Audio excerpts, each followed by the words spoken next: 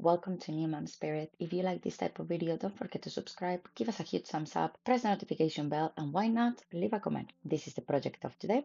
But if you want to learn a lot more in the world of crochet, I invite you to join Crafty Crocheters, where you will learn everything that you ever dream of in the world of crochet.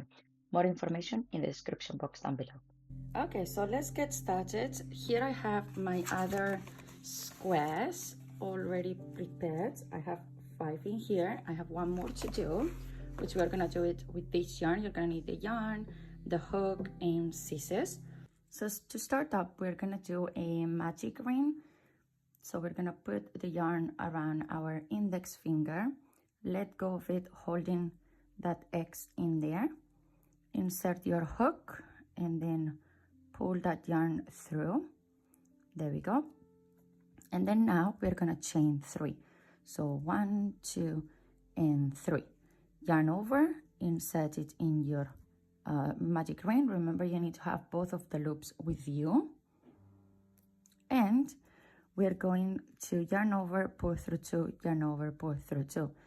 The chains count as a stitch, and we are doing the US double crochet or the UK treble crochet. So you're gonna yarn over again and do another stitch in there. So the groups are 3 stitches together.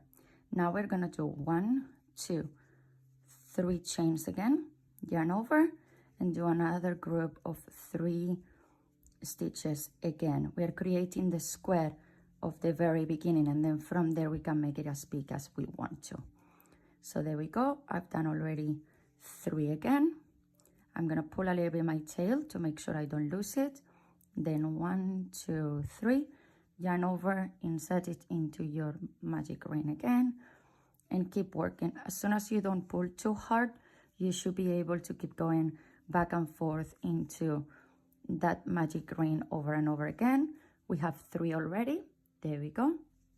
Then 1, 2, 3, then yarn over, insert it one more time because we need to make a square, so we need 4 groups of 3, and always separate it by 3 chains for now. So we have there we go. And then now to finish, we need to do another corner. So 1, 2, 3. We're gonna go to the top of our chains. We have chain 1, chain 2, chain 3. So you're gonna insert it in there and back there. Make sure you don't take any extra yarn from anywhere else. And then we're gonna do a slip stitch in there. Now we're gonna turn around, take your tail, pull really tight to close if you wanna close it. If you don't wanna close it, you don't have to pull that tight. You can always leave the circle open in there. And we're gonna take the tail with us. Now, you could right now chain 3, but I'm gonna show you another technique where you will hide a little bit the chains. So you're gonna insert it on that corner. If you were to do 3 chains, let me just explain you. You will just do 1, 2, 3, and then work the rest of them. But I don't like to do chains on this project. So what I'm going to do is, first of all, put your yarn where it goes. There we go. Now you're going to insert in there and do a UK double crochet or a US single crochet. There we go. Now you're gonna go to the left loop of that single crochet, insert it. You have 2 loops, yarn over and pull through 2. So yeah, you can kind of still see there, like if there were 2 chains, but later on when the project is finished, you can barely see this. So now we have to work 2 more in here.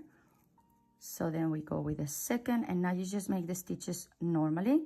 Pull your center yarn again to make sure, because you are just hiding it. You wanna make sure your circle is closed. So you have a group of 3. Now you do 1, 2, 3.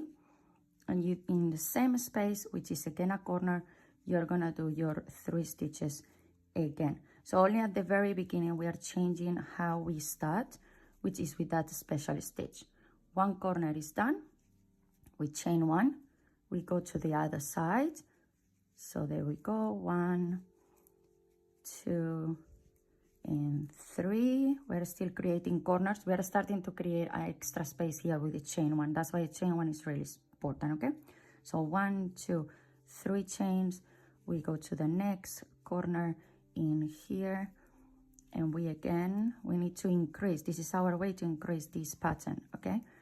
This granny square, that's how we increase it. There we go. Now don't forget your chain 1, go here and then do 1, 2, and 3. Again, 3 chains, 1, 2, 3, and then 3 stitches again together, 1, 2, and 3, chain 1, and last but not least, we do one more corner. So 1, 2, and 3, 1, 2, 3 chains. It's really easy to remember this pattern because it's 3, 3, 3, except when it's out of the corners, which you will only chain 1. So right now we finish it all, but we need to connect it. Since we are doing the space, you cannot forget that chain 1. You go back here and we have 1 in there and 2 in here. So you're gonna go to the top of this one because this one counts as a stitch. If you were to go to the first work stitch, means you were jumping 1, okay? So again, slip stitch in there and turn. Then now again, we do the 2 single crochets into that space in there. There we go. And then now we are in the chain 1 space. So in chain 1 space is only goes 3 stitches in there, chain 1. Let's move to a corner. And you will see as you keep moving, you will increase the amount of chain 1 spaces that you have, so you create the square bigger and bigger. So 3 stitches is a corner, so 1, 2, 3, same space, again 3 stitches. So 1 in there, 2, and 3. Chain 1, we're in a chain 1 space, and then we do 1 and 2 and 3. Chain 1, corner, 3 stitches, 3 chains. So 1, 2, and 3, 3 chains. 1, 2, 3, and again 1, 2, and 3, chain 1, 3 stitches again. And if you do the same tension all over the square, you will have a perfect square by the end. If you do it too loose, if you do it too tight, it will not look the same. And yes, you can block it on a board like I have them, but the reason why I have that is because for some unknown reason, my yarns, even they are the same one, it feels like some of the colors becomes bigger or thicker than others. 1, 2, 3, we have corner. But I'm using a 4mm hook for this DK yarn, and you should never follow what we use on a video. The reason is, unless you get the same yarns that us, this one is the Women's Institution yarn, you will not have the same result and the same size that video. That's why you should always adjust your project to the hook size of the yarn size of your choice. We have the last corner in here, and then 1, 2, 3, and again we get in and we do 1 and 2 and 3, and like I said previously, sorry, there we go, I let my ball of yarn leave. Like always, look, you have that big gap because you are missing your chain. Go back again there, we have 1 there, 2. So we go up here and we pass it through in there. Now, same like always, we turn around. Then again, here you will do your 3 chains, or like me, these 2 stitches on 1, and then that's it. And now, as you can see, we have created more chain 1 spaces. We are in row number 1, 2, 3. We just start 4, chain 1, and then corner 1 and 2 and 3, 3 chains, 1, 2, 3, and then we go 1, 2, and 3, chain 1, Then we go on the next space, 1 and 2 and 3, 1 chain, and then we continue. For a small size, I will say the front and back panels should be around 5 rows, and then for the rest of them, so I will say if you go for a S, do the front and back panels just 5 rows, and the sleeves have 7 rows. And then if I was to do an M, so it will be 1 extra row for the front panels and 1 extra row for the sleeves, and so on as you make it bigger. It all depends on your size. I will say these tend to be a small project, so you have to have everything on consideration at the time of do this. For example, me, I have a really small breast size, so I don't have to cover much in that sense, which means that I don't have to make it bigger. Same like right now, I made only 3 1, 2, 3. I only make, what was it, 3 or 4 panels at the front and back, and then you could always make it more if you want to make it longer, so you will adjust that to them. Okay, that's how we will do. So you just have to keep going all the way around. I need to make a 7 row in here because this is for my sleeve, so that's what we are doing right now. If you were to do this for a child, do not follow. This will be more for an adult size cardigan, okay? If you were to do it for a child, I will say you have to do a lot smaller the squares everywhere. So front and back panel, I will say you should do like 3 rows, maximum 4, and maybe put less squares, because obviously you want this beauty to be visible. If you make it extremely small, yeah, it will not be that wow effect. It will be really small, like little boxes. So you can make big panels, but you will have to put a lot less panels in there. Sorry, and there we go. Now I'm finishing row number 4. So again, 1 in there, 2. So I come in here, I get in there, and there we go. Again. So row number 1, 2, 3, 4, that's how we count them. So we have our center. So now we turn, and this will be row number 5, which for me was my front and back panels. And then we're, as I say, gonna go all the way to 7 to do my sleeve. And then there we go. I have the written pattern as well in a blog post on my website, newmomspirit.com, which you can go and have a look at it. And that way you can see in written how it is, 1, 2, 3. But I always say that these sort of things, sometimes it's easier to as well has a visual look of how is it look like and everything. So that's why I decided to do this video for you. Sorry, my glasses are falling. So there we go. Now we have 3 spaces, you see, of chains ones. They keep just growing and growing all the way. So chain 1 and then 3 again. And you want to pay attention, but once you get used to, I will say, you can be doing this without even looking at what you're doing. It's just more of a feeling. I get it if you are a beginner doing this sort of stitches, you want to pay more attention to it, but it's not that difficult to do as long as you get inside the spaces. And I will say I made 1, 2, 3, all my front panels in an afternoon, front and back panels. So my body was done on a daytime, and then I make my sleeves as well.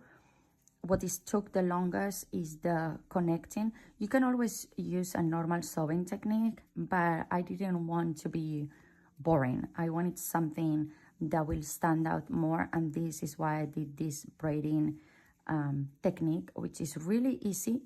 There is where you have to pay a lot of attention and be consistent with your tension, because you want to make sure that you have an even braid down around your squares, and the braid has always have to be done at the front, because on the back, I'm going to show you in a moment how is it look. It's so obvious that that is your back. If that happens, just stop, make sure you get that one, otherwise you trap your yarn and it's not going to run smoothly. 3. Let's do another corner. See, it just keep happening sometimes and it's not an issue. You just have to pay attention to that in there. So chain 1, and let's keep going in there. So 1, 2, and 3, chain 1. So now I'm creating even more spaces for chain 1s. And that's the magic of this one. If you wanted to make it even bigger and bigger, let's say you want to make a blanket or something, that's what you will do. You will just keep going and going.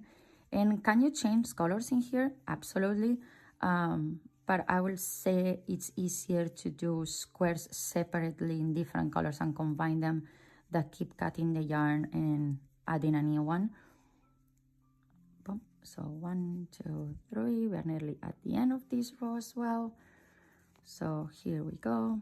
1, 2, and 3, chain 1. We are on the last one in here. So 1, 2, and 3, chain 1, and connect with the very top. We have 2 more rows to go, right? So we have 1, 2, 3, 4, and 5. Yes, 2 more to go. So there we go. And this one you will do quite loose, so you have the opportunity to insert your yarn in there. Okay, don't do it too tight, that little stitch, so you have space. Chain 1, and now as you can see, you have 1, 2, 3, and 4 spaces in between the corners to create more space and make it bigger, the square. So chain 1, and then we get into here, and like always we have 1, 2, and 3. 1, 2, 3, and then again another one. I will say every square, it took me around 15 minutes. The smaller one maybe a little bit less. The bigger one took me just like 15 minutes. Obviously here it's taking me a little bit long, since I am making sure I am visible and clear for you where I am, and I show it to you in a slow pace at the very beginning. But I will say put like 20 minutes per square. And then the easiest way I've done this is I designed this online. So I'm gonna see if I can find the image that I created, and then I measure myself, so then I know how many do I need. But as well, you can do a square of like 5 rows, and then you can measure it on yourself and say, okay, let's say this is gonna be the front panel, so how big this look on me? Maybe you wanna do 1, 2, 3. Maybe you wanna do same size of panel for everything, which will mean that you either do the body parts bigger, or you have to make a lot more squares for your sleeves since you're doing a smaller size. So that's another option as well, and it gives you more color. It all depends the colors that you're using. I will always say to use a combination between 2 or 3 shades. That's gonna stand out the pattern a lot more, because for example, for me, I have the green and the burgundy are the darkest, which I'm gonna show them to you in a minute. And then I have the orange, which was not my favorite, but thanks to that, because when I placed them together, I was planning on taking off the orange, but when I did, my cardigan was just really sad and dark, you know. But the moment I put the orange, it brightened up a lot the process, and I was like, yep, I think I'm gonna keep the orange, and I'm not gonna think too much about it. 1, 2, 3, and then that's when the bronze and the brown came up, but I knew I needed another soft color to soften up the amount of colors, and that's where this one, which is the beige, come into place. And then you can add as many as you want. To me, as I said, because I have 6 colors, I kind of match them up. Like I have clear who is who and where is it going, and I have an even amount of squares on every color, where you could decide maybe to put more of this beige if you wanted to have like a softer end to the pattern, or if you prefer to put more dark. So that's your choice. You can play around with them.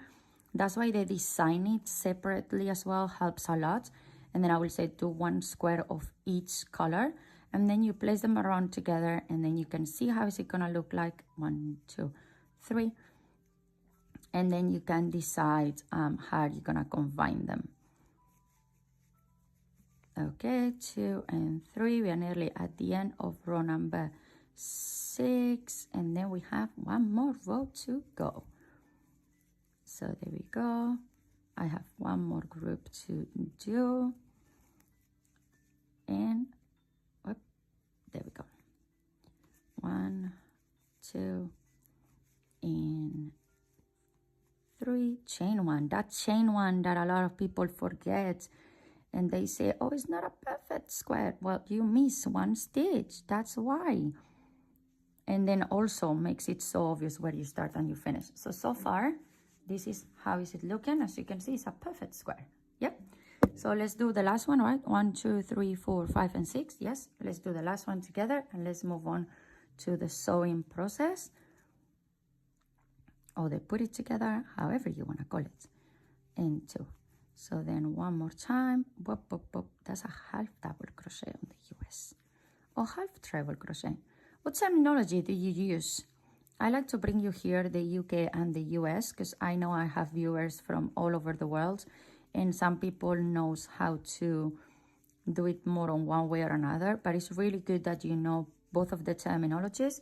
So like that, if you were to watch a pattern and it says UK terminology, you will be like, oh my God, no, I don't know how to do it because I only know US terminology. Well, the stitches are the same. The stitches don't change. It's just changed sometimes how do they call it. 1, 2, 3. And normally the only difference of name is these basic stitches, which it will be in US name, will be the single crochet, half double crochet, and treble crochet. They just changed that. I don't know why. Whoever invented this decided to do that, and sometimes I like to complicate our brains, right? But it's just not a big deal, because as I said, the big stitches is just different. And at some point you're gonna get so used to see the visual that no matter what they are saying, you're gonna be like, oh, I know which stitch is that. I don't need them to tell me the name. It's okay. And I learned that way. I learned with my grandmother when I was a little girl. I was 8 years old when I learned how to do knitting and crochet. And she didn't know how to read or write. So she just knew the stitches, and that's how she taught me. She taught me by doing the stitches and recognizing the stitches. And I struggle a lot because I could do anything, but I couldn't teach you. And around 8 years ago, I decided to study about this. 1, 2, 3. Yeah, I study about it. I watch many videos. I'm talking about more than thousands or 100,000s of videos on different terminologies and how different people call it. And I watch them in Spanish and in English. And then I learned the 3 terminologies. So I could come here one day and teach you. And 5 years ago, I decided to start doing that. Come here and start teaching you how to do all of this, because who am I to come here and then give you a terminology and just tell you, oh, take your yarn and do this. No, you have to give all the knowledge and all the information to people, especially for beginners, right? We need to give you all what you need, all the tools. So you can always go and say to someone, I'm doing a cardigan and I'm using this stitch. And you sound so professional when you do that. when you tell someone the stitch that you use, because sometimes it sounds like, wow, that sounds complicated. So yeah, that's why you should be learning all of this as well. Okay, there we go. 1, 2, 3. We are nearly finishing. We just have this side of the panel to finish. And then I'm gonna block it, and I'm gonna show you how to connect the panels that I already have done. And later on at the end of the video, I'll show you how to put the sleeve, just in case you're like, okay, I only need to know the technique and then I can do it myself because I want to do it in a different way or whatever. So that way I set you free, because sometimes I know some people prefer to watch this in a fast pace and then just escape and go to what they need.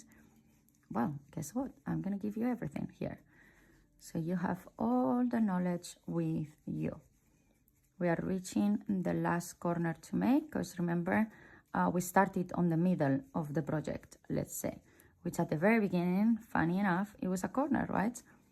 But now it's the center of our square. So last corner, which it was 3 stitches, 3 chains, 3 stitches on the same space. So 3, 1, 2, and 3, and 1, 2, and 3. I was asked recently if I will do a bag with this. Well, you could do it. I have other sort of bags with squares like this done, but this one specifically, I wouldn't suggest it, just because it has massive holes. Unless you're gonna put a fabric on the inside and seal it, I will say, haven't you realized the amount of the holes that you have? Like, I can fit a finger through that. So anything can pass through that. So we have finished chain 1. We go back here again. 1 is there hiding all shy, but 2 is up here. So I'm just gonna get in there. We do, as usual, our slip stitch in there.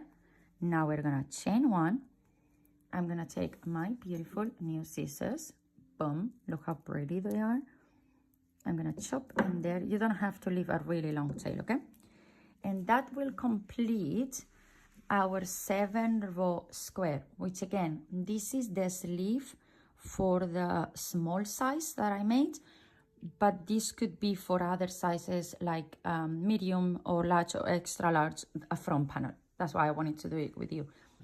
And here we have the actual project, which is our cardigan. This is a small size, I will say. So we're gonna finish it, and then what we are going to do is we are going to, here you can see I have my sleeve, which is what I have left on the other side, together. So we have to make sense in how are we doing this. So how I'm going to start is we have to make 2 sewing pieces and make sense out of it. So what we're going to do, I'm gonna teach you how to connect the top of it with the bottom, okay, with there. So we're gonna go from the front panel all the way down to our sleeve. And then again, what we're going to do, we are going to go in a circle. We're gonna start down here, and then we're gonna go all the way around. Then we're gonna do the back, and we're gonna end in here. And then from there, we're gonna work all the way down. As you can see, I haven't finished these ones. That's what I have left, plus connect the other one. The way how you put your squares, I have 6 different colors. This is your absolute choice. I have tried to connect the colors on a way that makes sense, so I can see all my colors around. So you need to choose 3 of the colors that you want at the front, which, as you can see, I have put this one matching, this one matching, and then this one matching. So I'm kind of going like this, and then on the other side I have the other 3, 1, 2, and 3 in there. So you have to kind of sew everything together.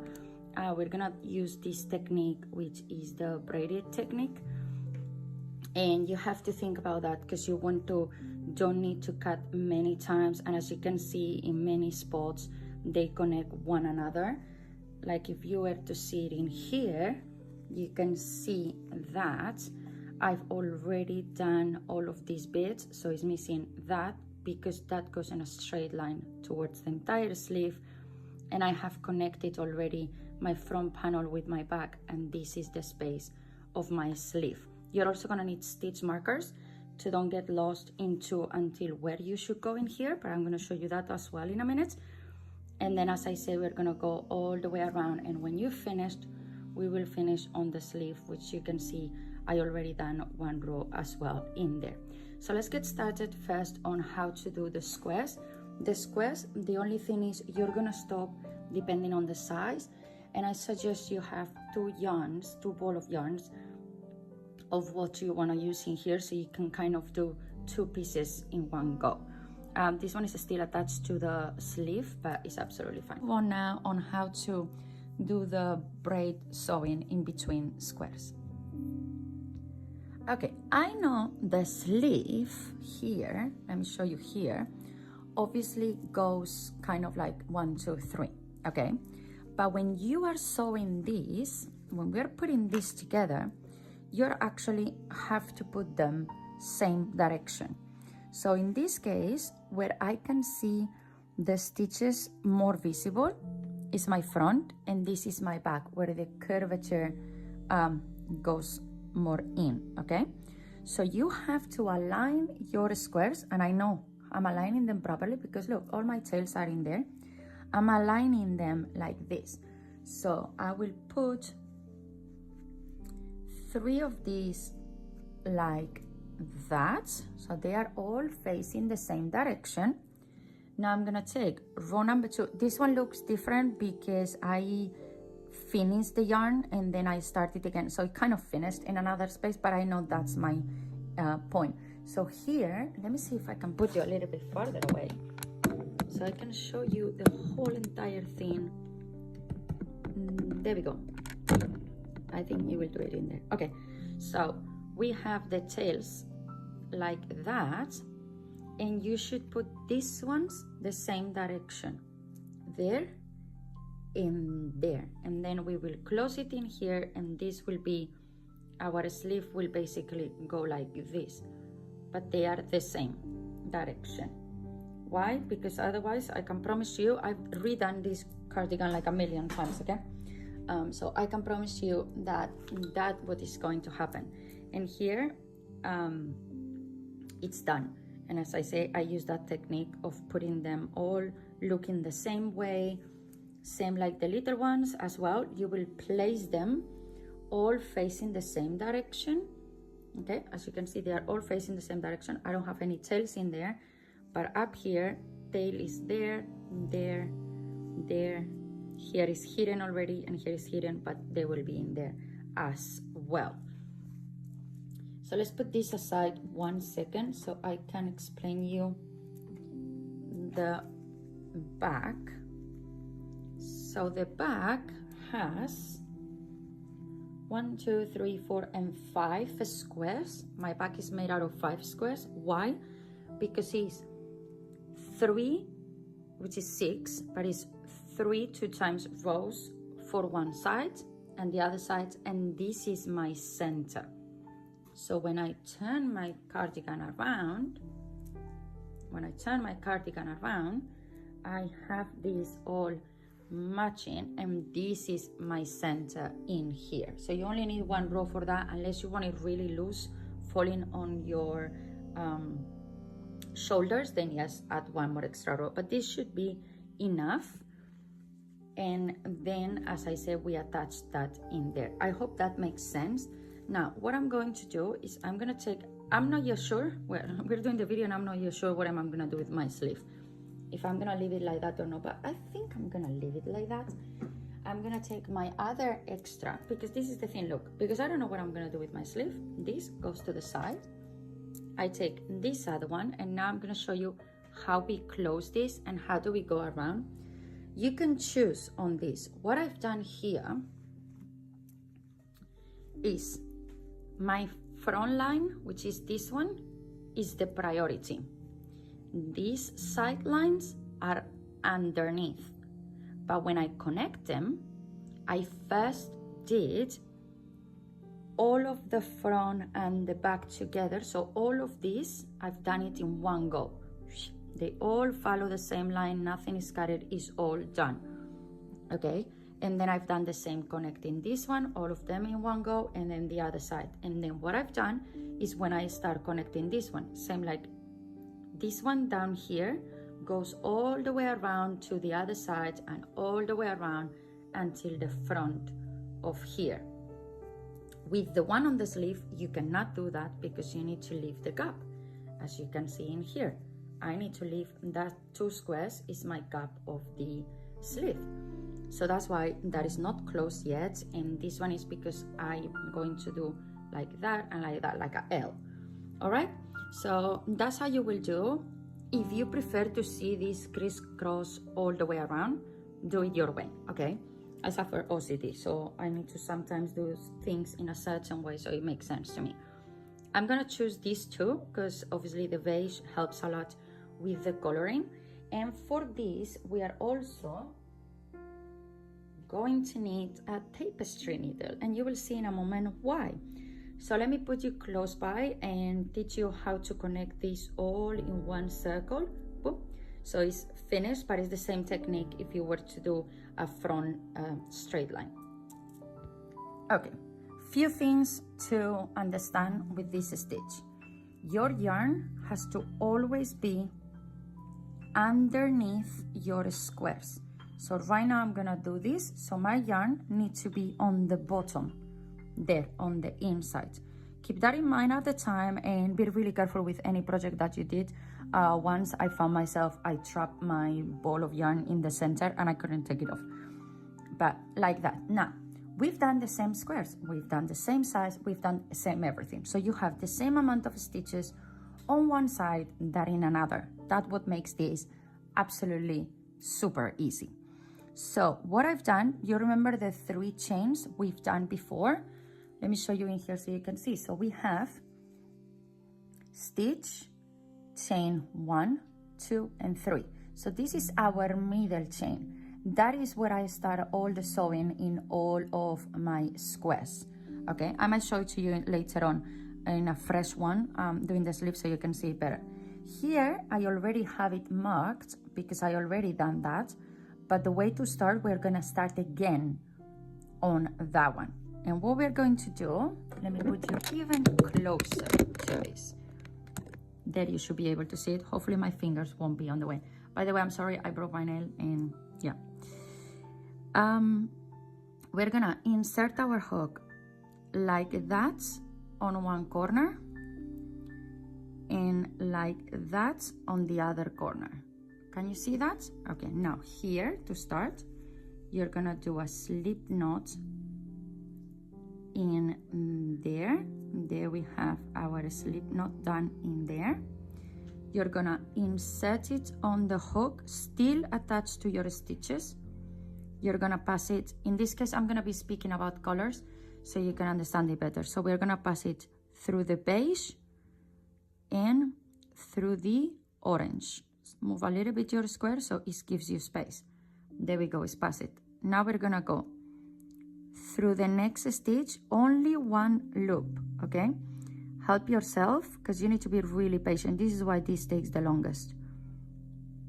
You go through one of the orange, you go on the next one. You can always see in which stitch you are, so you make sure you're taking exactly the same one from one side to another. You're gonna go through the same stitch on the beige. You're going to yarn over your brown, pass it through your beige, pass it through your orange, and lastly pass it through your brown.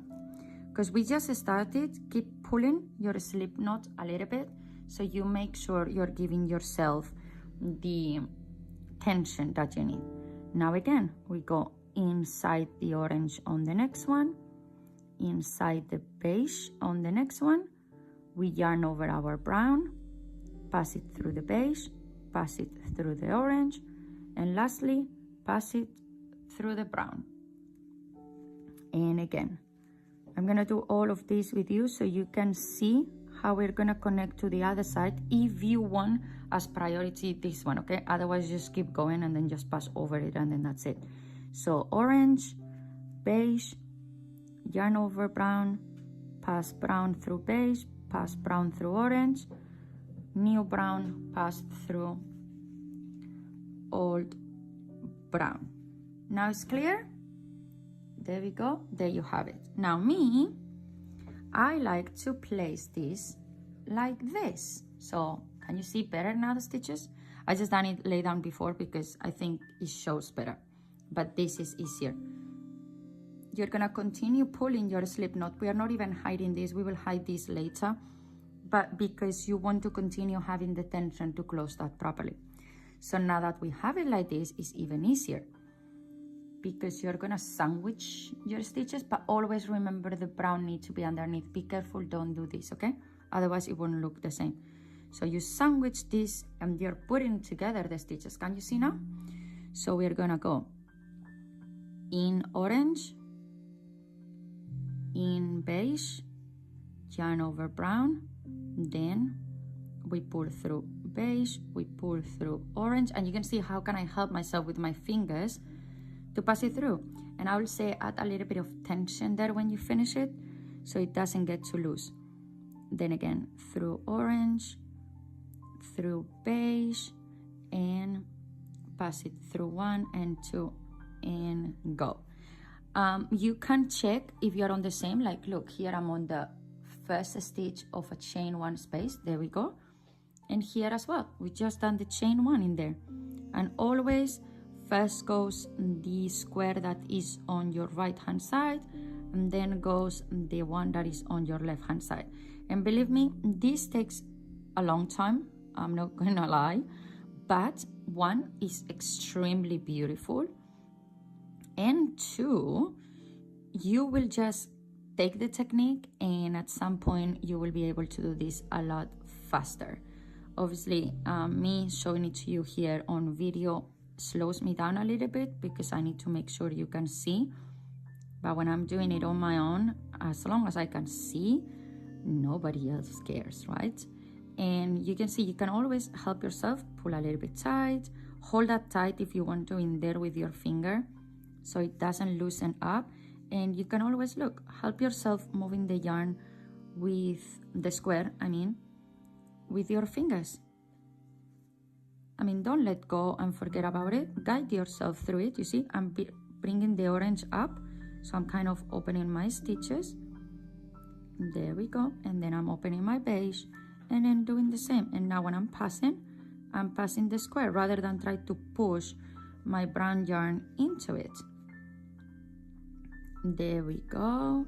Yeah, I want to show you how to close them up. I will tell you why, because when you reach the tail that we finished, that is quite tricky because you need to really make sure you're doing the exact amount of stitches, or my friends, you'll end up gonna do 1 extra stitch that you don't need in there. And we don't want that because that will mean you will always have 1 extra stitch on the row of where is the loop, and 1 under stitch on the square side that doesn't have a loop. And we don't want that. We want perfect squares done in here, right? So there we go. We are nearly reaching the very top. Here we go.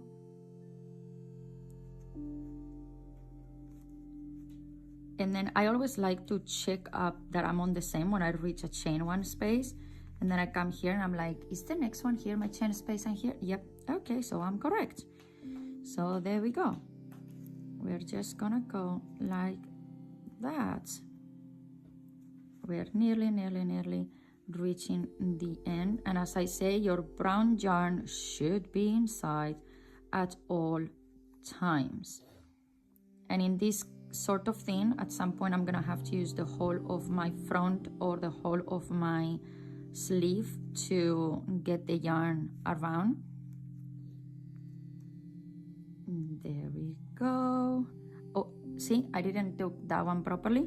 So if you have to go back, safely pull it, but secure your yarn in there your stitch that you already done it in there, so you don't have to redo too many.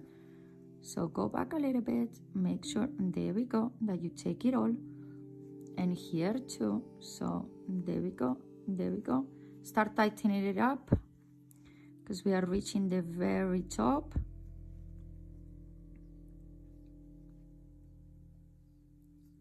I'm really glad I have these long nails because they help a lot, and they are real ones, so they help a lot more. I used to have them fake and they did not help anybody, believe me.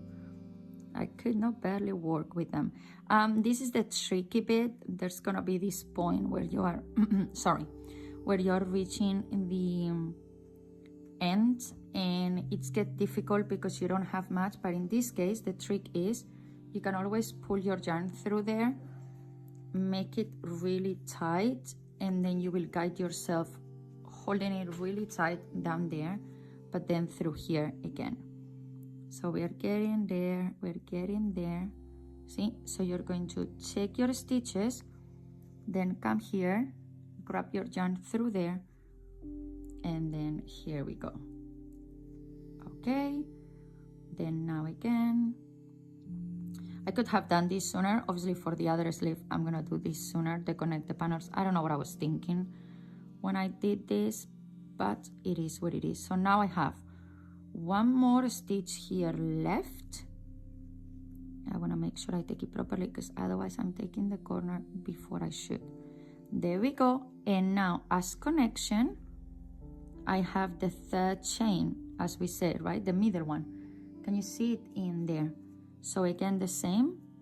You take that one and that one, then you're going to work it up. So you're gonna pass it. Obviously here is more tense. At some point you're gonna connect it like this. So yes, it's gonna be a lot more tension.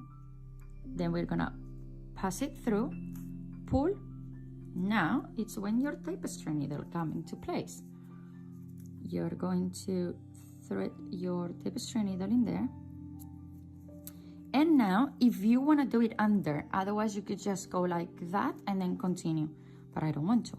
So I'm gonna go in there in my specific point. You see, I'm coming out in the correct place, and I'm just gonna pass this through. There we go. And now all what I have to do is flip this around and be done. But before I make the mistake, I'm gonna take my ball of yarn, I'm gonna pass it through under my sleeve. There we go. And then I know that it's under. And again, so I go back to here, there we go, and then I come here and I look again for my corner, which is in there and in here, and then I take it one, I take it two, and I pass it through, and you just cross to the other side and close it. And then again, to just continue, well, again the same, you're gonna get through one there, through another here, and then go and help yourself to pass through there. So you see, why is it good that you move the square so you open your space? Keep it quite tight so no gap gets open in there. There we go, and there we go, and then again tight. Okay, so now this is all what you have to do. We're gonna move on to the fact of how to do it from absolute scratch, because here I have them all connected already, right? And I already have the guidance of the previous one. So let's move now to what to do when you have this and you wanna start. Okay, so I make the decision of how I want my squares to go. So that means comes the time to put them. So I put the green with the burgundy first in here, because I don't have any green on this panel. So I want to bring the green up, and I have two of the burgundies on the top and on the bottom in there. That's why that goes to the back sleeve, where there are no any burgundies. Actually, there are two greens on the back. Then the next panel, it's gonna be the brown and the orange facing down, because I have one orange in here, and as well I have an orange in the other sleeve at the front, and I don't want it anymore. And lastly is beige and bronze, with the beige at the top. I know I should put the bronze maybe at the top, but I don't know. I think I want to finish with both of the sleeves and the front, the last one being that. So right now, what I'm going to do, before I do anything else, I'm gonna put my stitch markers in here so I can show you how to do this, so you make sure you have exactly the specific size. So we're gonna first connect the corners. Corners are the same, no matter the size, they are all made out of the same, right? The 3 chains. So corner with corner goes here, and then corner with corner goes with the back. There we go. And we can put an extra one in there to know that is a top of our sleeve in there. Now, these things suit much again, right? Because we have 3, 3, 3. So at some point, obviously, it's not gonna match anymore.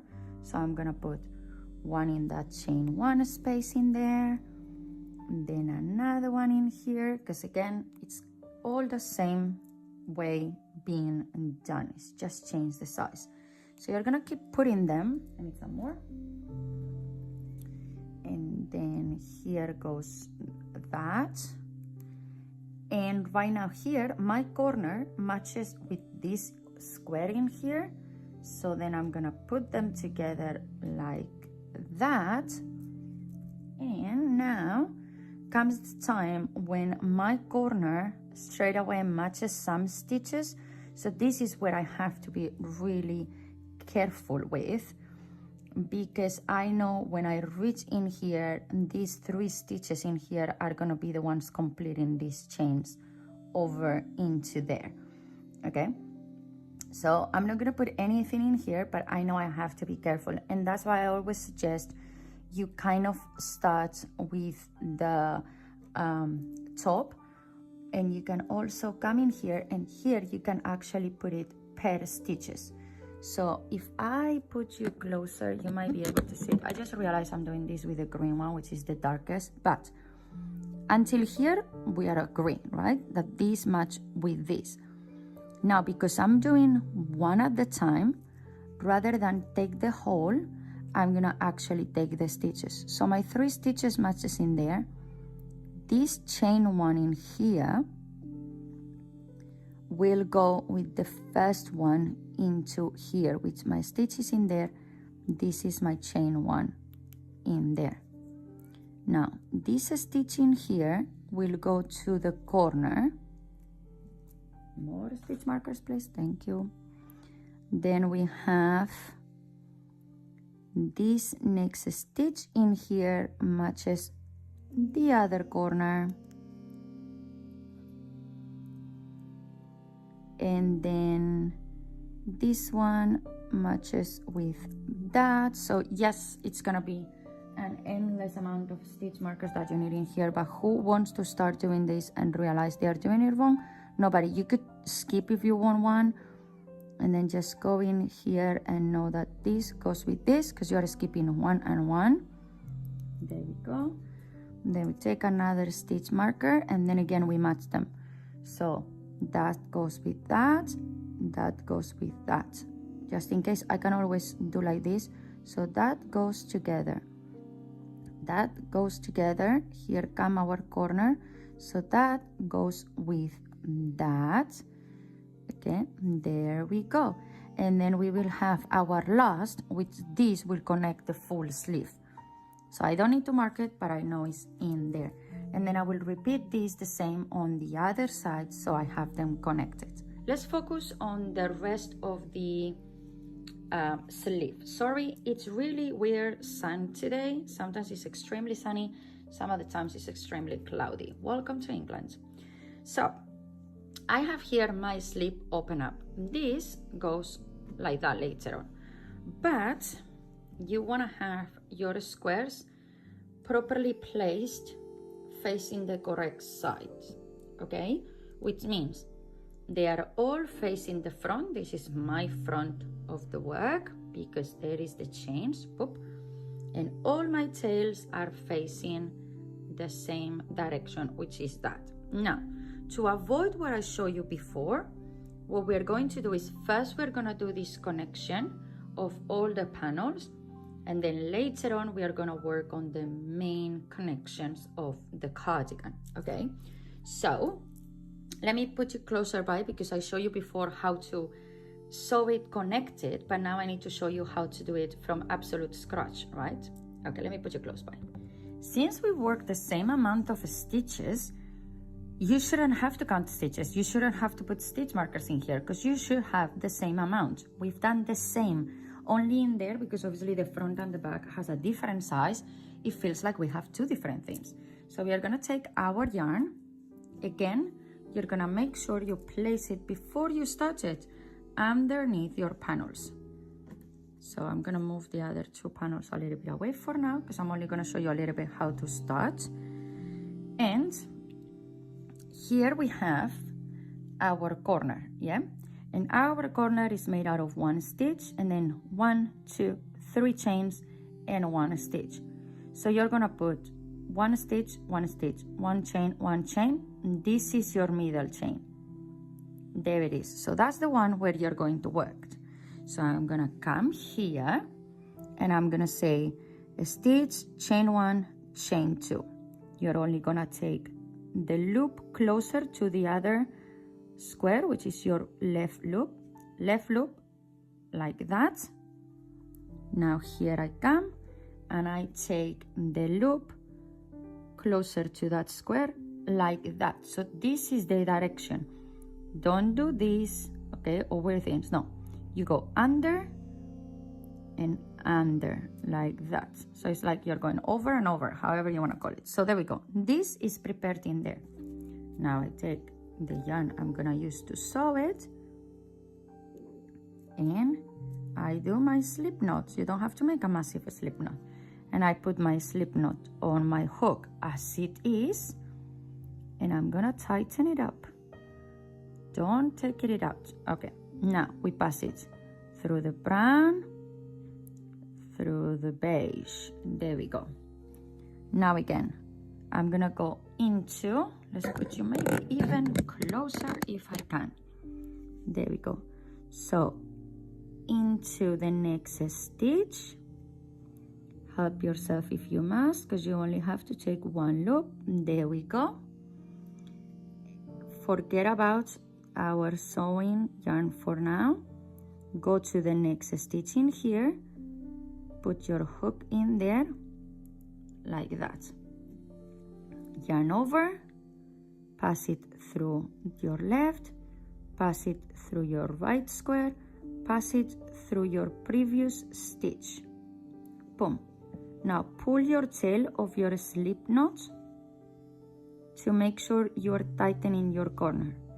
Let's go to the next one. Now I'm doing layering down, but soon I'm gonna do it twisty as well, okay? So it's easier. So we are again going through your left, same stitch on your, through your right, same stitch on your left, then pass it through, and through your sewing collar. There we go. Now, what I was saying before, for me, it's easier to do it like this. I've done many squares, so yes, at some point you get a trick on how to do it easier. One, because I can control all the tension. Okay, so now I'm doing a sandwich. Of stitches in there, as you can see. Okay, so again, it's always the sewing yarn underneath, okay? Keep it tight, put your finger in there, then underneath, over that one, yarn over, pull through 1, pull through 2, pull through everybody, boom. Next, pull through 1, but you see, that is on my middle, no, that has to be underneath. Pull through 2, over, and go. Pull tight. Next one, again, pull through that, pull through that, yarn over, done. Boom. 1, 2, boom, boom, go. And then again, 1, 2, go, go, go. You just keep going all the way until you reach your corner. And then I know now it's confusing. I will always suggest you, by the way, I think I didn't tell you already, but I will always suggest you have a picture of how you want to put your squares. But I cannot tell you the many times I have started doing this, and then when I realize and I'm about to put them back, I'm like, wait, how was I thinking I want the colors? And then I mess them up.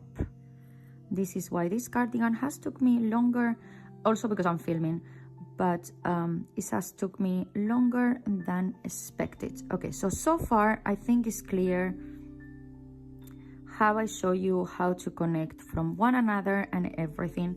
Now comes the time for me to show you how careful you need to be when you have the loop. And in order to show you that, the best will be to go and connect both of the top bits of our cardigan on the sleeve that is not connected, and then you will be able to see what do I mean. Bless you, my son just sneezed. Okay, so just keep going. Sorry, I'm just getting too addicted to this. Once I take my momentum, it's like I don't want to stop, but it's all right because you don't see me all the time on camera, but I'm not stopping. Okay, so I'm gonna show you really quickly what I meant with the be careful with the tail. Right now I'm doing the shoulder, so basically my front line will be from the corner of the front all the way down to the sleeve, cut it, and then when I connect the body, that's when I do the bottom and then the sleeve. Okay, you need to choose one or another. It has to be the one that goes to the sleeve, no both. So I'm trying to open my cardigan as best as possible for me to see. And then here comes the thing. So the process is exactly the same, okay? But you have to be careful because look, here I have the tail, which I don't have it in here. And when you do the slip knot, you the slip stitch, slip knot, and then the chain and close, then you have to be careful because you have create a loop in there that is quite difficult. But that's why when we do the sandwich effect, we make sure that our stitches are matching. What I'm doing in here, you might be questioning it, and since you're seeing it close by, you don't understand, but I'm just putting my yarn underneath the project, the direction where I'm going to go. There we go. So I know these two are dark colors, and I hope I can show it to you. Otherwise I will have to refilm this and then show it to you in the next two squares. So we're gonna again go in our third chain in there. We always start the same way. Here I already have it in there, so it's slightly easier. I know that's my gap. Then I'm going to leave that in there, bring this through here, do my slip knot to there. There we go. And then I'm going to sandwich this from now, okay? Because I already showed you twice how to do this. So I'm gonna go slightly quicker just until we reach the loop. That's how much I need to show you. And you have to be really careful because when you're doing the sandwich, it's really easy that your slip knot goes away. So just make sure you keep your slip knot visible at all times so you can always pull, because otherwise you lose that first stitch straight away. So we're gonna go back in here, back in there, there are slip knot tail and pull, and then go to the next one. Here we go, here we go, and go. And again, keep it quite tight. I'm just going quite quick now because, again, I already showed you all of this. I don't want this to become repetitive, but I realize this is extremely important. Otherwise, I'm going to get so many messages of you saying, it does not look the same. There's something wrong with the pattern. No, there's nothing wrong with the pattern. I can assure you that. I tested this so many times. Where is my slip knot? Here. So again, quite tension now in here. And you have to, this is why I say you need to pay attention in which stitch you are at all times. We just done the chain one space, then we are in the 1, 2, be careful, that's our 2. This is our 3rd stitch before the chain and before we did the slip stitch, correct? So now here we have all of this. So we have our chain in there and our 1st stitch, but can you see an extra loop in there? Well, you need to choose. So first of all, we're gonna take our chain space. So chain space from here, chain space from here. Sometimes depend how tight you did that slip stitch, you will see this more clear or less. Keep it really tight. We get into a stitch, so stitch, and then here we're gonna count. Look, that is chain, and then we have 1, 2, and 3. So here is chain 1, 2, and 3. That's your space. So get into there, not into the slip knot. There we go, and here it goes. So now you know you have to just count this one, so you make sure you're in the correct space. So we are in the 2 stitch. Now we are on the 3 stitch. Here we go, and then we should be in both sides on our chain space. So chain space number 1 in here, chain space number 2 in here. There we go. Boom. Do you see? That's how careful you have to be when you reach these loops, but it's not that difficult. So let me show you now another step which I think you should know so you don't get lost on this cardigan. Okay, so I have finished connecting these 2 bits, and now I need to connect the back panel because we need to do the full circle, okay? So you are always going to work until the middle chain of the project, which I have it in here, which is not yet worked. So I'm gonna get into there, into here. I didn't took it completely. Now, yes. Then I'm gonna pass it, pass it, pass it, and then pull really tight. Now I take my next squares. As I said before, we're gonna make sure it's the same direction, same front panels, everything, and the yarn is behind. You can straight away put it like the sandwich thing. And then again, we're gonna check stitch, chain, chain, chain.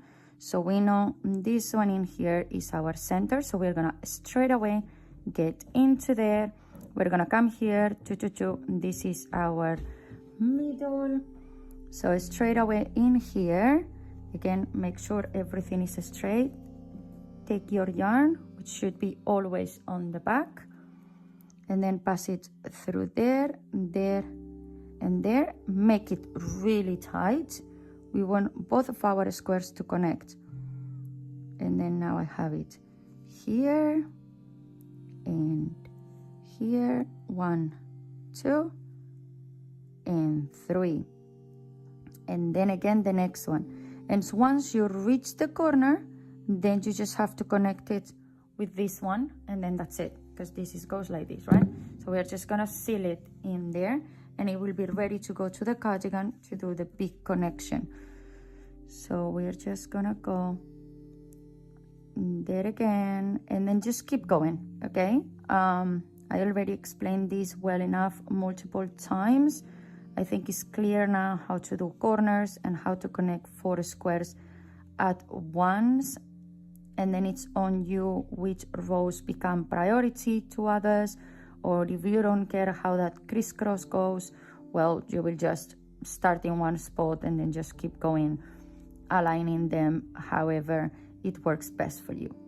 So keep going, and I show you the next step. We are nearly at the end of this cardigan, which I know it takes a long time. I know it's not the easiest project ever, but just look at your goal. Look at your goal. We're getting closer and closer. we are nearly on the final touch-ups, which is finishing sleeves and do the front border of and bottom border of the cardigan. So we are really close to the end of this project. Okay, so both of it, there we go. Now we have a full half of a sleeve done, because we only have 2 other panels to finish. So then again, we're gonna come in here. Here we have the first 2, we just finished it. So we are gonna go once more into there. And do I have my yarn on the inside? I don't think so. And yes, it's on the inside. Sorry, it's because I can see it coming from the other side. This was my slip knot before. And then now we're gonna do here a slip stitch like that. Then you're going to chain 1 in there, cut another loop, okay, boom. And then the best suggestion I can give you is to connect this one, forget about it, we're finishing there. The best suggestion I can give you is to do a little knot in there. You're gonna hide this, because remember I told you the front and the top and the bottom are my priority of color. And I know you can tell now, like, Nadia, but now I have this on here and this on here. Yeah, but they are the same direction. Might not seem like, but it is. Now, my page, for some unknown reason, it's a lot bigger than the others. So while I do the other borders, what I like to do is I come here to my board. Let me put you up there. Then I take this, and what I do is I put my squares in here. And there we go. And since they are not going to work, so I'm gonna have to put them in 4s, which is absolutely fine. So I'm gonna put them in 4s here, and then 1, 2, 3, and 4, correct. And I'm gonna stretch them, because one of them is too different than another. And then here we go again. We take the other corners, and the other corners we go to the same, but we stretch them up. Here we go, boom. I know this looks crazy, but we need it. Oh, I'm not going on the same line. That's my same line. Thank you. And then again, so we take the sandwich. You should have done this when you finish your squares. As you saw before, I have it done. Obviously, I didn't do it with the beige. I actually can go even further back. Just be careful, don't damage your squares, okay? Just pull them, but not to the point of breaking them or shaping them on a way they shouldn't be shaped. So make sure you're getting here. This is the trickiest one here. On the proper corners. Why I cannot find? There it is. It was in there. What I was looking at, I have no idea. Okay, so I don't like this one, so I'm going 1 less. There we go. So now I'm just keeping them in there while I do the rest. All right, so I start my shoulder by stopping there. Why? Because I have to do the around first, since in here where I connected, this one was priority, but here the top one of the shoulder was priority. So here we're gonna start. We're gonna start from here. We're gonna reach until that stitch, and then in there we're only gonna do the front and then do only the back, and then we're gonna do the bottom of the sleeve. That's basically what we're doing. I don't think I have to show it to you. I think I show you already too much. Because look, I'm just gonna show you in here. I don't want you to feel like you have to be here with me for 5 hours. But we started in here. We are going here. Then we do a circle. Can you see that? How we do the circle? And then we continue around. We reach here. And then we do all the bottom of the sleeve. And we do this bit. That's it. Where the shoulder goes from shoulder to sleeve and cut. That's what you have to do, okay? So just do it, and I'm gonna come back in a moment once I've done all of that, and I'm gonna show you how to do the bottom and then this one, and we will see, because I don't know if I just want to keep it all nicely like this, or maybe I want to do something else, but for that I need a minute to think about it. So I'm gonna finish all of this before I can come back to you. Okay, so we are reaching the point where I have done all my bottom side. By the way, these lands are my priority, so that's why I went underneath, like I said before. But now, so if I was to put my front like this, I need to do the front panel. And here, where I have separated my stitches, I know this is the chain, and that is my third chain, which exactly goes with the next one. So rather than take any more on here, what I'm gonna go and do is, first of all, put your yarn properly. Let's see if I can show you better. This is so big. Imagine if this was bigger. Oh, I will be so confused right now. So, my yarn, I have too many yarns everywhere. The one that I'm working on is right behind, correct. And now I need to connect these two panels. So, as I said, that's my last one, taking the brown and the beige. Now it's beige and green. So what you're going to do is you're gonna go first on the green, which that is your corner connections that we have been practicing all this time. It's quite weird, this one, because you are moving it from one point to another. So it gets quite annoying to know where you are at all times. So my yarn is somewhere here. So I'm just gonna flip it for a second and just go there behind for now, because I have the stitch markers, so they are on my way. So there we go. I'm gonna pull really tight, and that has already connected my stitches. And now we go to sandwich. We go back to sandwich. So I'm gonna make sure I have this under control and make it clear we're doing beige and green now. So connection is done in there, really tight, and then it goes on the next one, and then goes on the next one. And until you don't reach the point where they become the same, where the squares matches, you're gonna be really lost.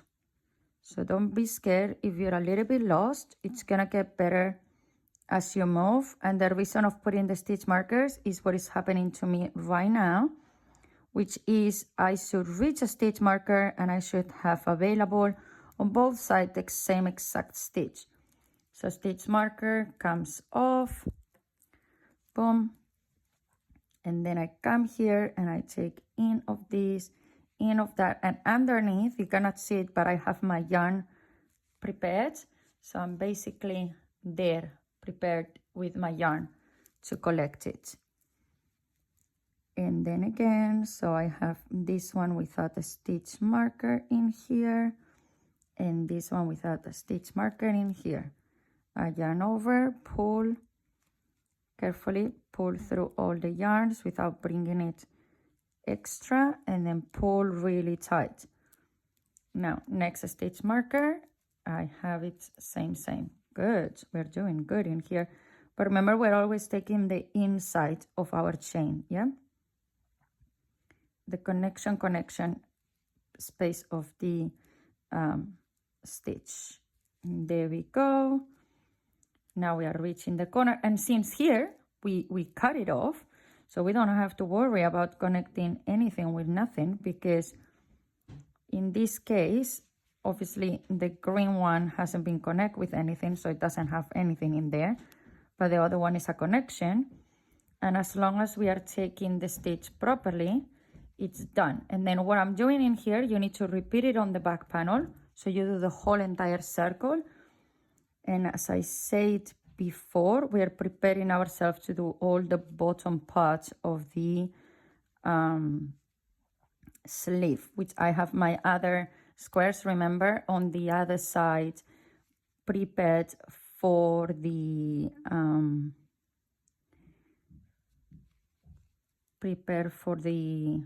connection with the rest of the sleeve.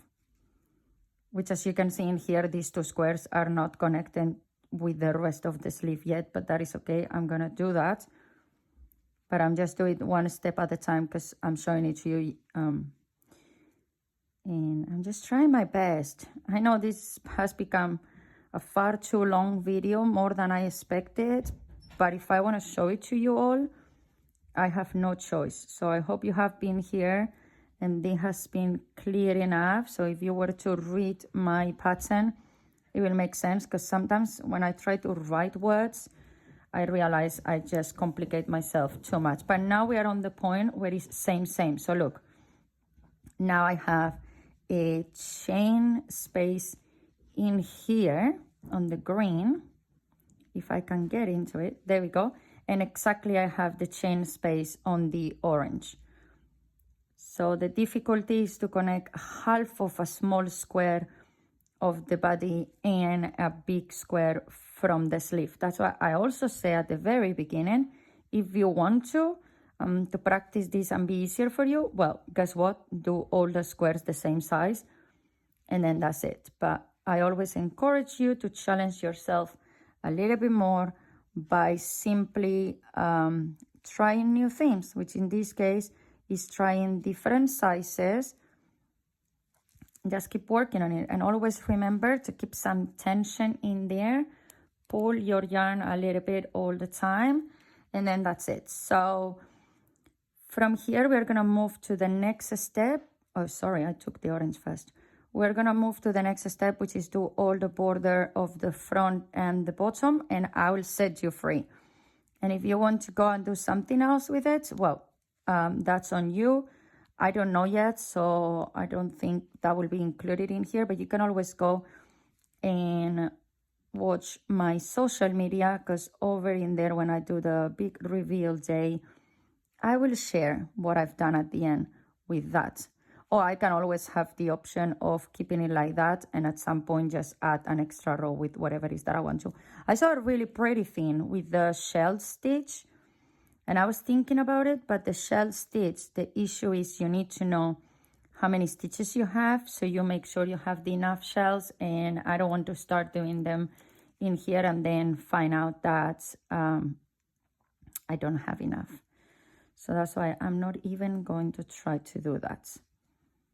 And there we go. So I'm reaching nearly the end, but right now, as you can see, it's pretty easy because the squares matches perfectly from one side to another. So I'm literally taking the same stitch one way or another, and now I just have to work it out the other way, go down, and so on. So let's move to the last step, which is do the front bead and the other one. Here on the sleeve, basically what I've done, it's a whole round of US single crochet or UK double crochets, but I only took the back loop and the third loop. So this is the front loop in here. I left it in there to give that little edge border in there, and then that's it. That's what I've done, and that's what I'm going to do as well all the way through the rest of it. I might make a couple more rounds just because I think I want to put a button to this one, and just with one small row of that is not going to be enough, but you can always do the proper cuffs if you prefer, which I'm going to tell you in here is just done like do around 11 chains, and then from there you just have to keep doing the stitch up and down just on the back loop until you have the desired length of the cuff, basically. So I can take all of this off, make sure I reach my corner. So this is the trickiest bit. Make sure you get your corners perfectly equal and you have all the stitches in there properly. Keep it tight. And then here comes this one. And that's my end because I have a stitch and chain, because in here I haven't done it until there, right?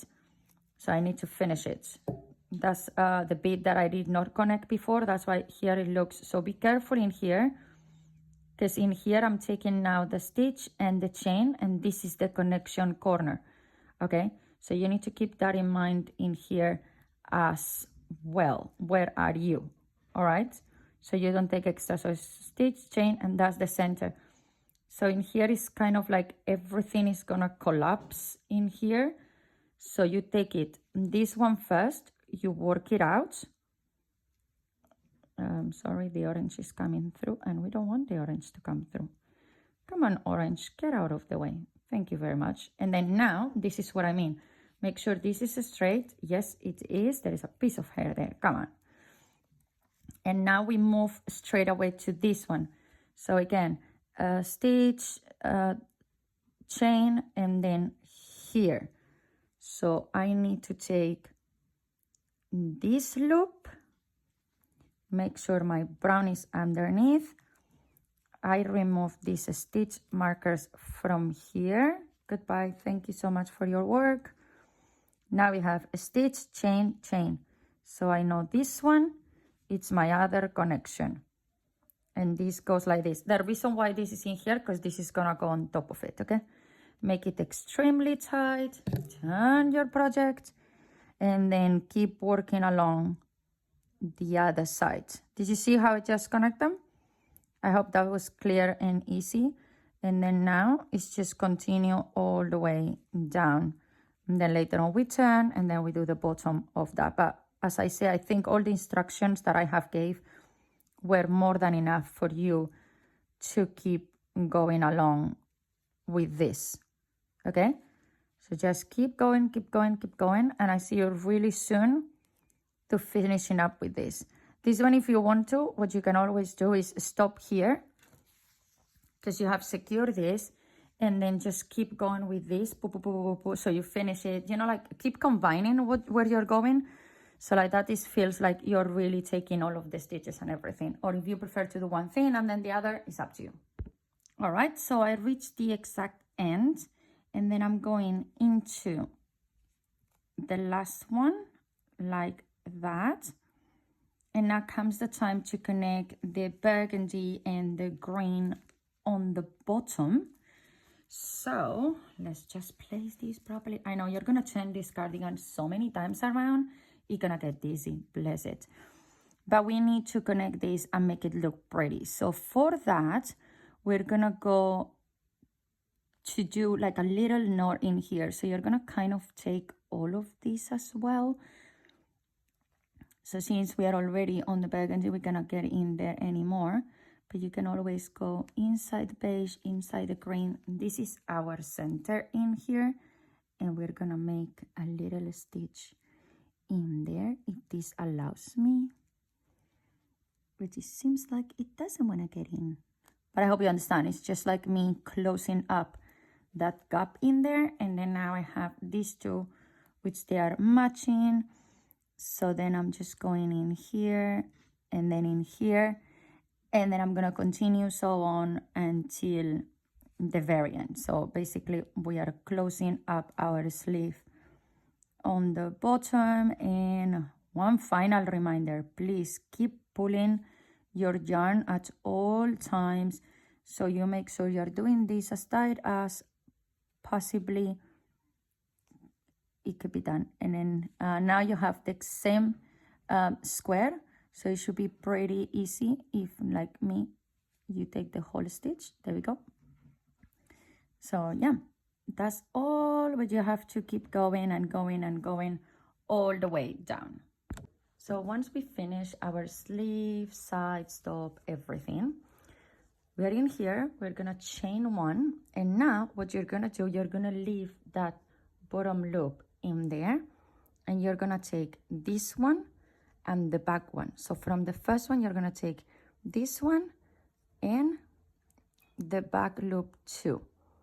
So that back loop in there, and you're gonna do a US single crochet or a UK double crochet like that. You're gonna go on the next one, take this loop and that loop on the back, and then you're gonna do it again.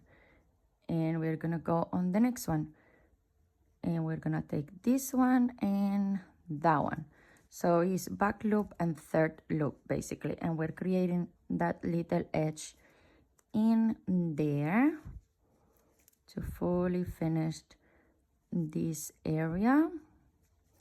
There we go, all the way down until you reach the other side. So keep going until you finished, and then once you've done that, you only have to slip stitch and fasten off, and the sleeve will be finished. Okay, there we go. Keep going, keep going, keep going, and I see you in a moment. So we're gonna do the bottom and the front area as well, and that will complete our cardigan. That's amazing, right? Sounds really good. But look how pretty that is, right? So this is how it looks once it's finished. As you can see, there is that edge in there created. And then now let's move on to the bottom and the front area. So for this part, you kind of want to start in a corner and then move all the way around and then finish in here, okay? I want to do the same than these sleeves. So I'm going to place the project like this to me, and I'm just going to go this way. And again, I'm going to work the back and the third loop in there. So I'm going to attach my yarn in here by taking the corner. Remember, we were all the time working on that middle chain. Sorry, my shakes today are horrible. I suffer from them sometimes really badly. And it's just, it doesn't help for my hands to work properly. I just apologize. I never know how bad they are going to be some days. So you're going to chain one in there, but you need to have a stitch. So you're going to do the stitch again, and then later on when you do the slip knot, that stitch will disappear. Now you're going to go on the next one, and then again, we're going to repeat the same that we've done on both of the sleeves. So you have the same shape on both sides. So this comes to, if later on you want to do something else to the sleeve, bring the tail, by the way, with you. So you hide it. You have matching. If you don't want them to match and you want to do something else, well, guess what? That is your absolute choice.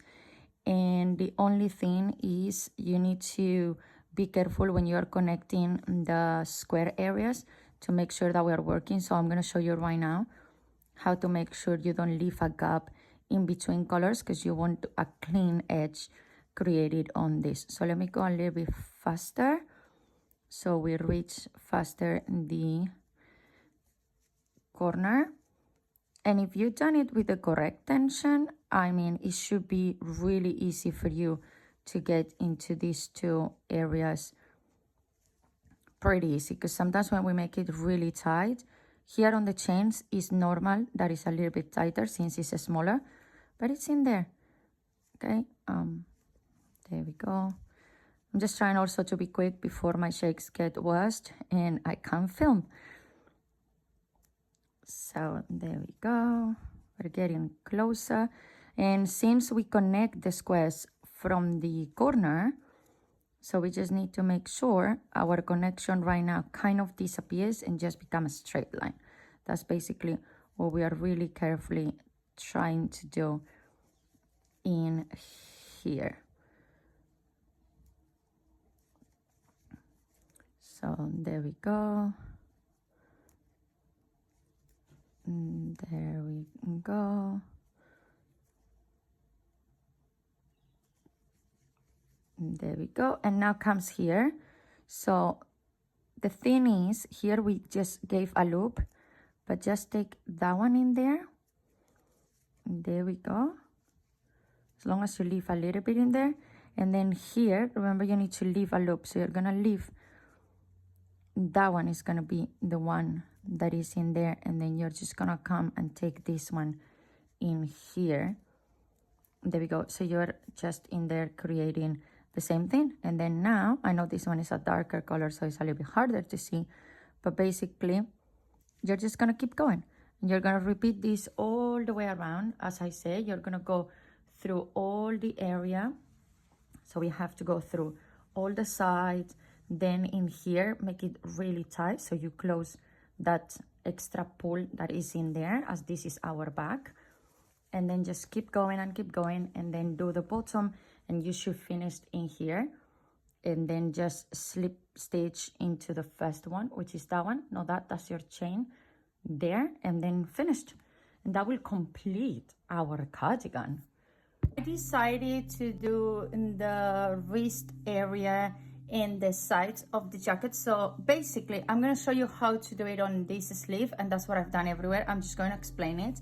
So I already done the decreases on the bottom of the cardigan, and what I've done in here, it's the same that I've done here. The difference is for the sleeves and for the bottom of the cardigan, I'm doing 15 chains, where here I have, oh, actually we start with 16, we work 15. Here I've done 4 chains and worked only 3, and I've done all the way. And then on one of the sides, what I've done in there is I just skip 1 stitch twice and then work 2 holes for my buttons.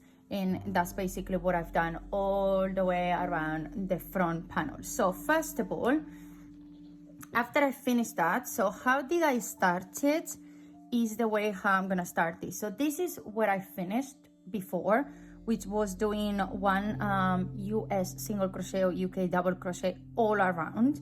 Now I'm gonna take my ball of yarn, and first of all I'm gonna start with a 3.5, and then I'm gonna go down to do the design with a 2, because you have to use different size, so like that it becomes smaller and a little bit more tight. So I'm just gonna insert myself in one of the edges, and then I'm gonna come in here, and first of all we need to decrease because this is too big, too wide, okay? And it's just like that because of the square. It doesn't matter the size that you're doing, it's more about the actual fact that you put 2 squares together. So first of all, we're gonna start by doing 1 chain to add that yarn in there. And now what we're going to do is, on that same one, we're gonna work 1 stitch in there. We're still working US single crochet or UK double crochets. I'm gonna pull there my tail to put it in, and then on the next one I'm gonna do a decrease, because this is my front. I'm gonna work the decrease, okay, only on the front loops, so I'm hiding that decrease from the back, and then you're just gonna go through there and decrease. Next one, 1 stitch on its own. Sorry, 1 second. There we go. 1 stitch on its own. Then on the next one, so we take only front loop, next one, front loop, 2 front loops, yarn over, pull through 1 and 2, and then now we do like the normal stitch. There we go. And then I'm gonna repeat this all the way around. Pay attention, make sure you don't actually work the stitch on a decrease, because otherwise you're actually you're increasing, not decreasing. So there we go, 2 front loops, and then how you can see is, can you see in there how that belongs to that? So I know I need to go to the next one, which is in here, and then I'm doing it, and then I'm going to the next one, and then I'm going to decrease, and then I have, there we go. Then now I'm gonna go to the next one, which is in here, and then do 1 stitch and repeat, so on and so on around until you complete the whole entire sleeve or cuff. I think it's called cuff in English. You know, to do the wrist area, and then you can make it as long as you want to. The longer you make it, the more baggy your sleeve will become. Okay, basically that's what you're doing.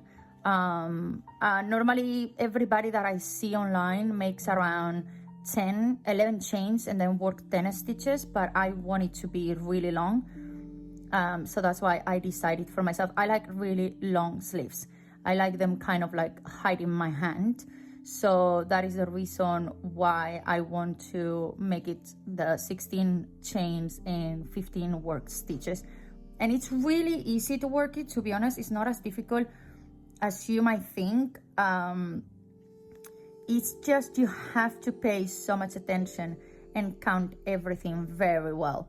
And then, as I say, it's as simple as repeat this all over the project. So I'm just showing you in here. So you will just keep going. What I'm gonna do is I'm going to pause the video, and you can skip a little bit of video if you want to. And then we arrive here. Be careful with the connections that you don't actually take like an extra stitch in there. We're nearly done. I just realized I'm working on the same stitch that my decrease, and then again we keep turning. The bigger the project is, the a little bit more annoying becomes the fact of turning and turning around, but I'm nearly done in here. So I'm just working quite quickly right now, and it will depends how big you've done your square. That's how many stitches you have to do. So I cannot come here and tell you, oh, you have to make this amount of decreases, because it all depends how big your square has been. And this is not about counting stitches. This is about making sure you decrease enough times to make it smaller.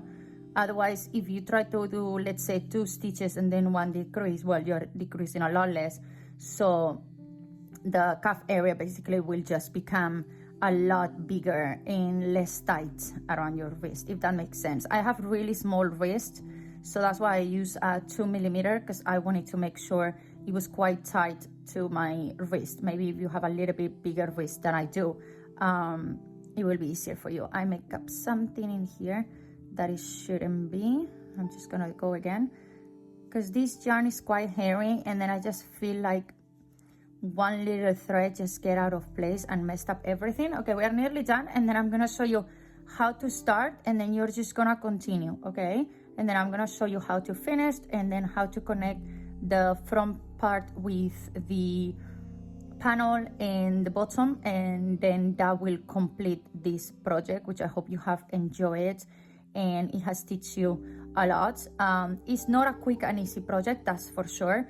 I will say all my front panel, considering that I have 2 kids around talking to me every 5 seconds and everything, it has took me around an hour.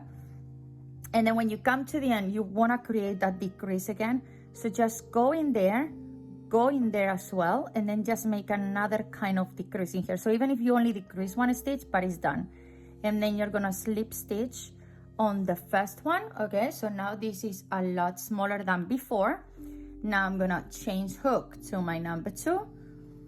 And then what I'm gonna do now, I know I need 16 chains, so I'm gonna do 1, 2, 3, 4, 5, 6, 7, 8, 9, 10, 11, 12, 13, 14, 15, and 16. Now, for the first round, we are just going to do on the second one from the hook. So that one is your first. We're gonna go to the second one. And then in here, we're gonna create just a normal stitch, the US single crochet or the UK double crochet.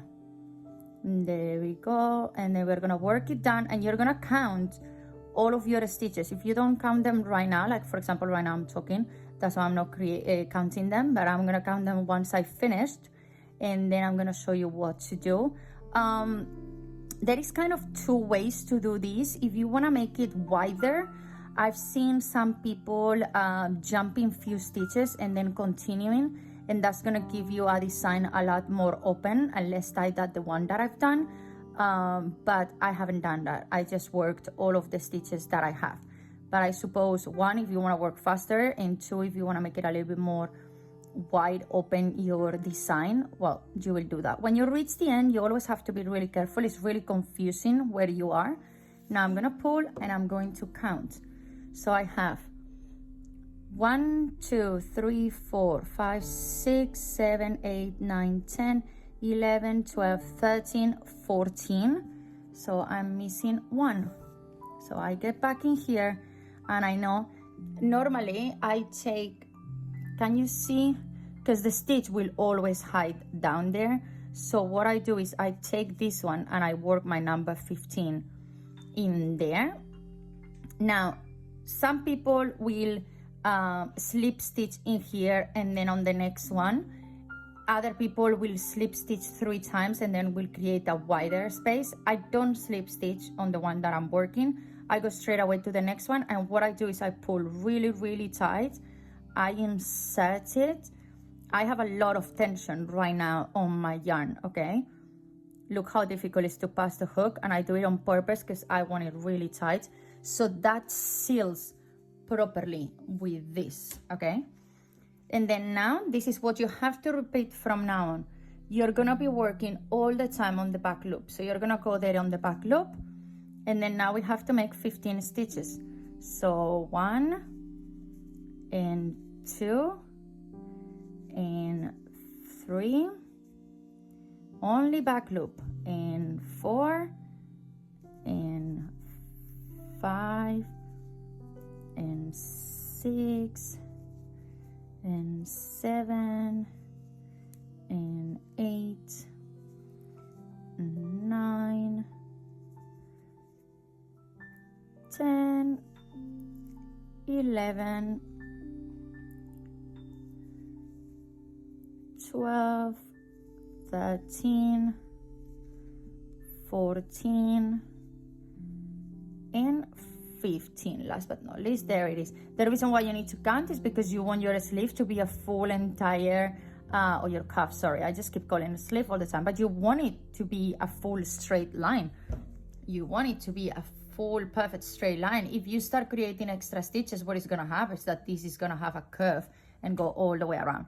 Now to continue, just chain 1 and then come back. So you put your project like that again, and then again you work your 15, working all the way down. And this is what you have to repeat all the way around until you reach the other side.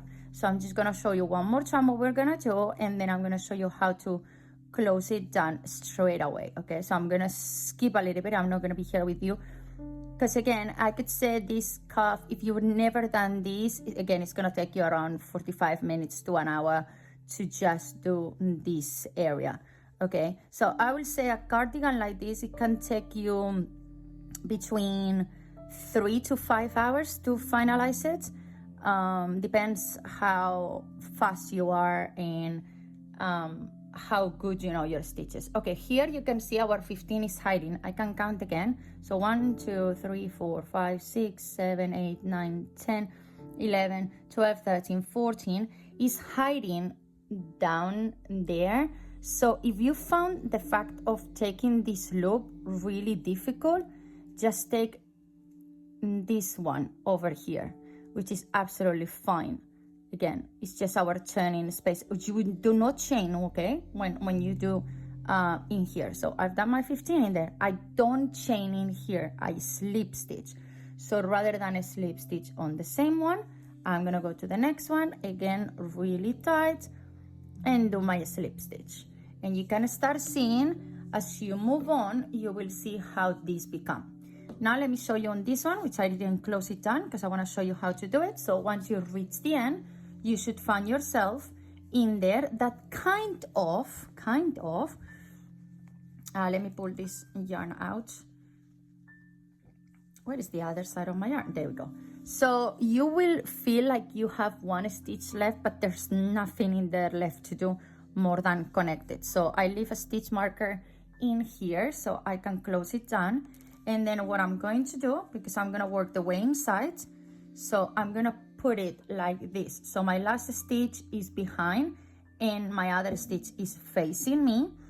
And right now, what we're going to do is for the first one, okay, so found your first one in there, which this is the first round. So basically you only have like one loop in there, but actually if you look, you kind of have two as well.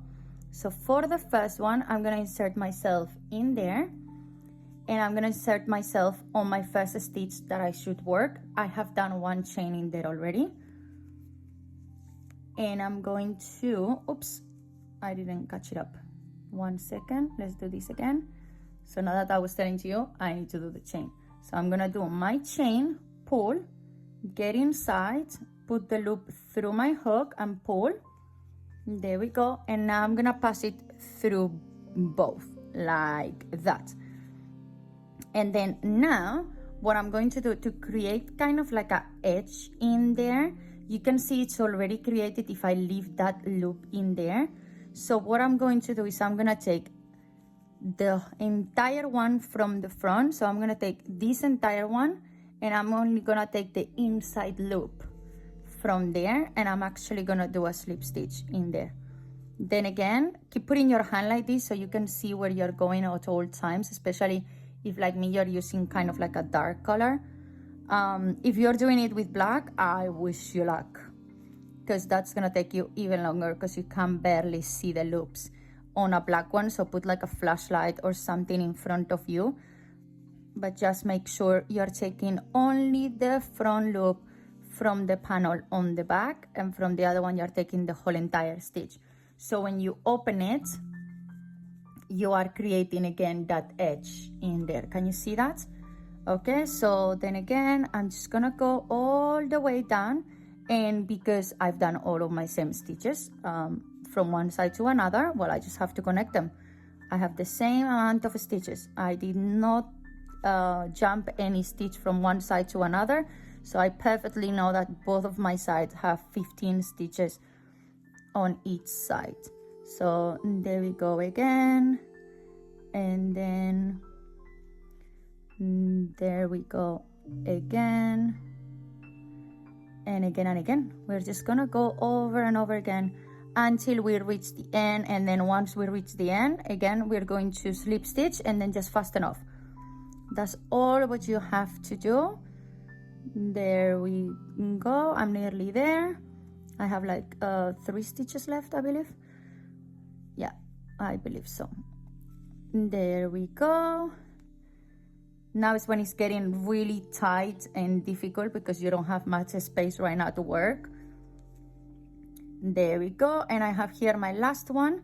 So I'm just gonna kind of insert myself anywhere and insert myself anywhere, and then just do my last slip stitch in here, and then I'm gonna chain one, and then what I'm going to do is really carefully, I'm going to insert my hook from here, and then I'm gonna pull this with me to the other side, to the inside, and then later on I'm just gonna sew it all in, and then that's it. So I'm just bringing it in here, pulling through so I can easily hide it. Don't try to sew it from the outside, otherwise it's going to be visible.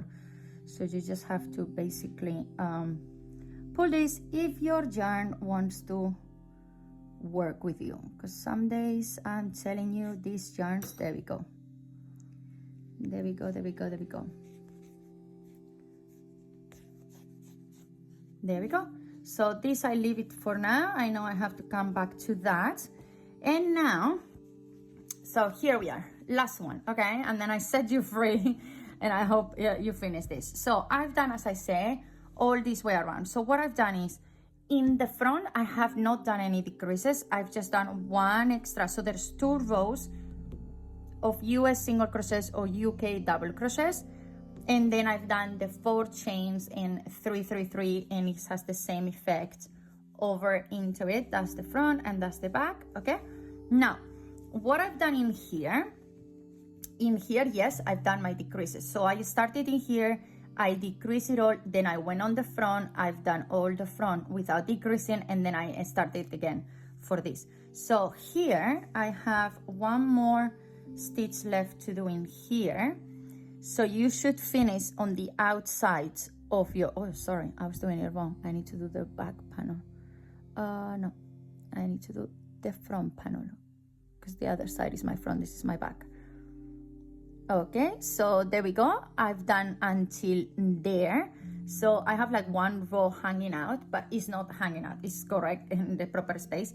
And then now here, I'm gonna start doing my 16 chains. So 1, 2, 3, 4, 5, 6, 7, 8, 9, 10, 11, 12, 13, 14, 15, and 16. There we go. That's my 16. And actually, you can even measure this, because I might even make it longer, which I think I will, because I want this to be quite long and baggy. So I actually think I'm gonna go up to 21. Yeah, so I've done 16, this is 17, 18, 19, 20, and 21. Yeah, so I will do 20 stitches in here. As you can see, I just keep changing my mind as I go. And then now, this is going to be your edge. So you are not really gonna work anything else in here.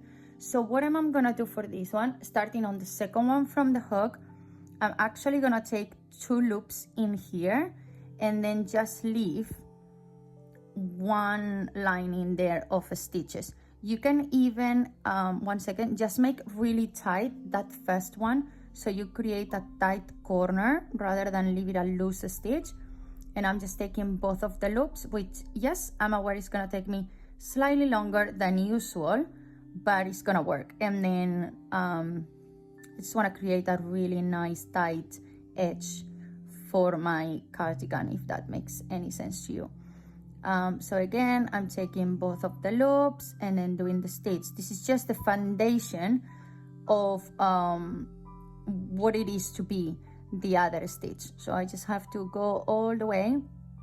Sometimes it gets confusing because obviously you're taking 2 loops, so you're inserting yourself in what it could be considered the wrong spot, but it is not. You just have to go really carefully and then make sure you're taking the both of the loops. And then can you see how clean that edge is becoming? Like really clean in there. And obviously as we continue working, this will become more straight as well. So there's not much I can teach you in here anymore. It's just continue doing this all the way and then doing your stitches on the back panel and back loop and back loop and back loop all the time until you've finished. And that will complete the cardigan.